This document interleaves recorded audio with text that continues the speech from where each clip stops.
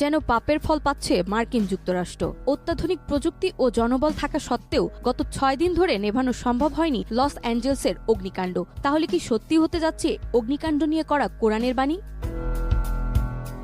পবিত্র কোরআনে এরশাদ করা হয়েছে, আমি জালিমদের জন্য প্রস্তুত করে রেখেছি অগ্নি, যার বেষ্টনী তাদের পরিবেষ্টন করে রাখবে। তারা পানীয় চাইলে তাদের দেওয়া হবে গলিত ধাতুর মতো পানীয়, যা তাদের মুখমণ্ডল দগ্ধ করবে, এমনকি নিশ্চিহ্ন করে দেবে তাদের বসতি।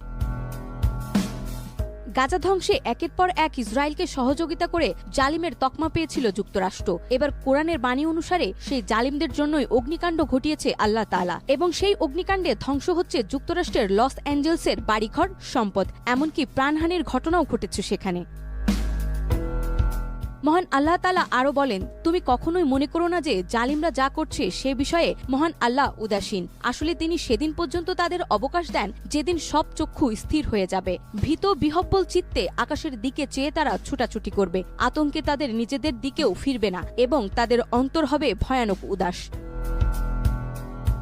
বর্তমান যুক্তরাষ্ট্রের দিকে তাকালে কোরআনের প্রতিটি বাণীর চিত্রায়ন দেখা যায়। লস অ্যাঞ্জেলসের অগ্নিকাণ্ডে আতঙ্কে বাড়িঘর ছেড়ে অন্যত্র যেতে দেখা যায় সেই অঞ্চলের বাসিন্দাদেরকে।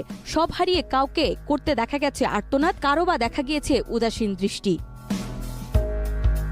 এভাবে কোরআনের অনেক আয়াত রয়েছে যাতে জালিমের কঠিন শাস্তির কথা আলোচনা করা হয়েছে। আল্লাহ জালিমদেরকে ছাড় দেন, কিন্তু ছেড়ে দেন না। জালিমকে তার জুলুমের শাস্তি অবশ্যই ভোগ করতে হবে।